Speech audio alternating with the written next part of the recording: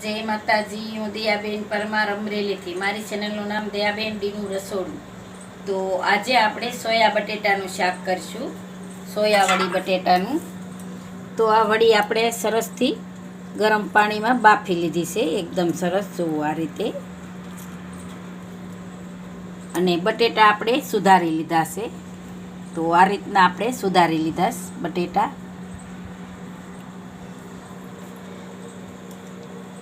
થોડુંક આપણે લસણ છે એને આ રીતે ઝીણું ઝીણું ક્રશ કરી લીધું છે। થોડીક આપણે હિંગ લીધી છે। આદુને એક મરચું આ રીતે આપણે ખમણી લીધું છે। અડધી ચમચી હળદર લીધી છે। અડધી ચમચી ધાણા જીરું લીધું।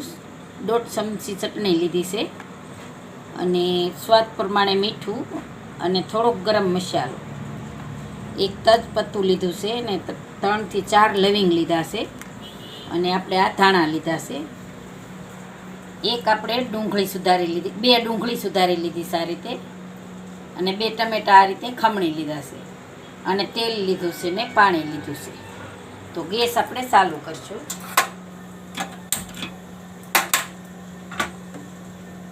તો આપણે આ કઢાઈ માંડશું,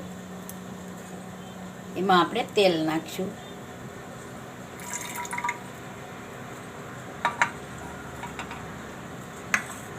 તો તેલને આપણે ગરમ થવા દેવું। આપણે બટેટા છે એને ફ્રાય કરવાના છે, તો તેલ ગરમ થવા દેવું। તો આપણું તેલ ગરમ થઈ ગયું છે, તો એમાં આપણે બટેટા નાખશું। તો બટેટાને આપણે ફ્રાય કરવાના છે।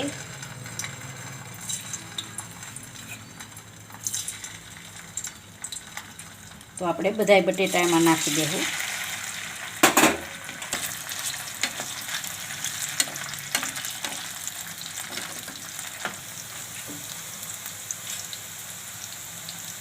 તો હવે આપણે જોઈ લેવું આપણે બટેટા જોઈ એકદમ સરસ બટેટા આપણા થઈ ગયા છે ફ્રાય। તો આપણે બટેટાને કાઢી લેવું।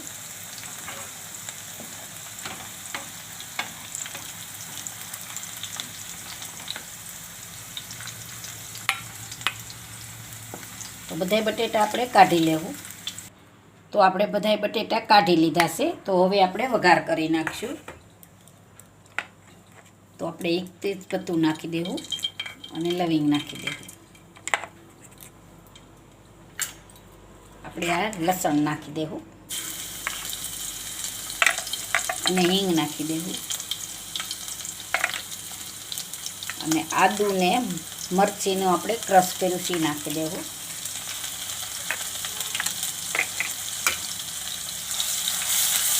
એકદમ સરસ શેરવી લેવું આપણે લસણને।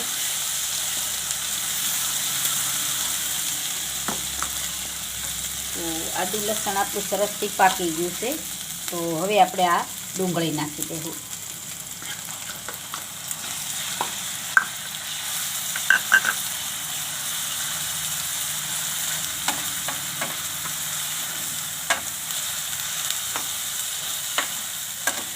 તો આપણે ધીમા ગેસે ગ્રેવી પાકે ત્યાં લગીમાં આપણે આનું પાણી કાઢી લેવું। વળીને આ રીતે આપણે પાણીમાંથી કાઢીને આ રીતે કાઢી લઈશું। એકદમ સરસ આવી કોરી થઈ જશે।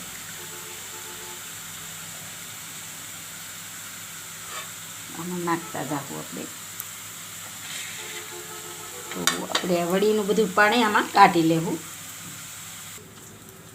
તો આ રીતે આપણે બધું પાણી આમાંથી કાઢી લીધું છે સરસ, અને અહીંયા આપણી ગ્રેવી પાકવા આવી ગઈ।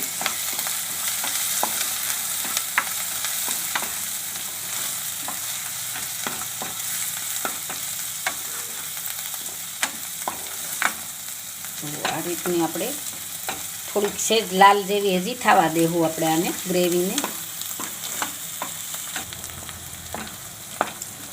તો આપણી ડુંગળી લાલ જેવી થઈ ગઈ છે, એકદમ સરસ જો લાલ જેવી થઈ ગઈ છે અને એકદમ સરસ પાકી ગઈ છે।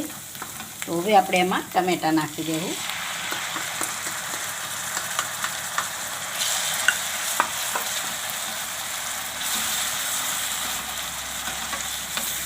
ટમેટાને આપણે પાકવા દેવાના છે થોડીક સરસ એક રસ જેવું થઈ જાય ત્યાં લગી.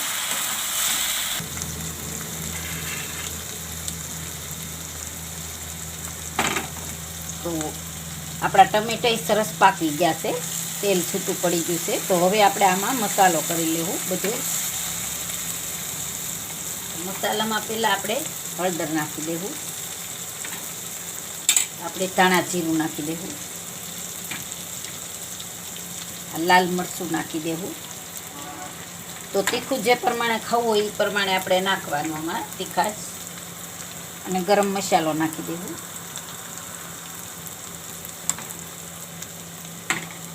અને સ્વાદ પ્રમાણે આપણે આમાં મીઠું નાખી દેવું.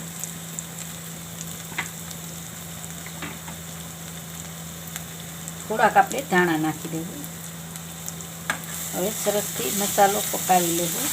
થોડુંક એમાં આપણે પાણી નાખશું એટલે ચટણી આપણી દાજે નહીં. એક વાટકી જેટલું પહેલાં નાખશું.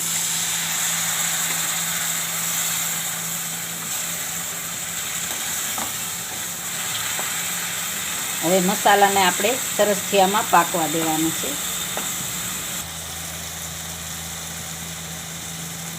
તો આપણો મસાલો એકદમ સરસ બધું પાકી ગયું છે. તો એકદમ મસ્ત પાકી ગયું, તેલ બધું છૂટું પડી ગયું પાછું. તો હવે આપણે એમાં વડી નાખી દેવું.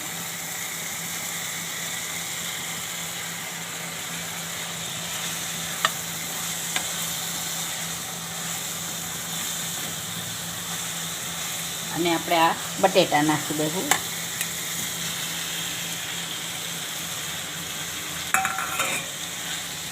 એ બધું મિક્સ કરી લેવું.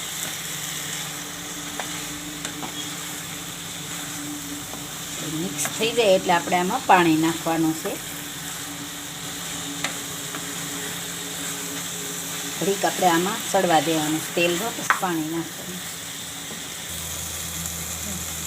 તો આપણો મસાલો એકદમ સરસ થઈ ગયો છે, બટેટા ને બધું. તો હવે આપણે 1 ગ્લાસ પાણી નાખશું.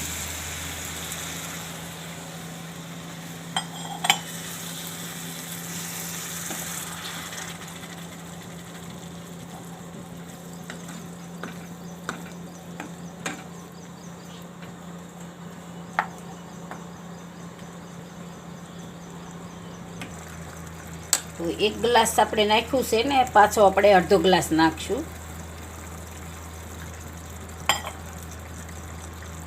હવે આપણે સરસથી આને પાકવા દેવાનું છે.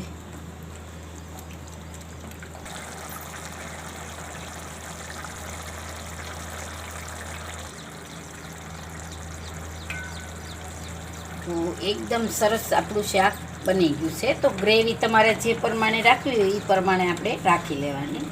તો એકદમ મસ્ત બની ગયું છે શાક. તો હવે આપણે ગેસને બંધ કરી દેવું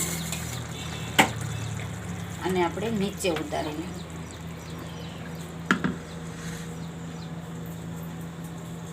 તો હવે આપણે સર્વ કરી લેવું.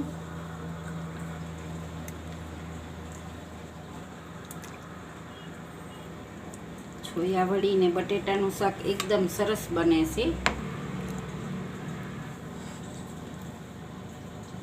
તો ઉપરથી આપણે ધાણા નાખી દેવું.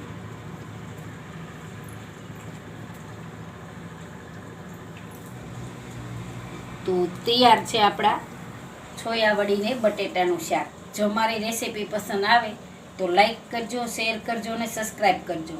બેલ આઇકન જરૂર દબાવજો. કોમેન્ટ કરીને કહેજો કે તમને કેવું લાગ્યું સોયા વડી ને બટેટાનું શાક.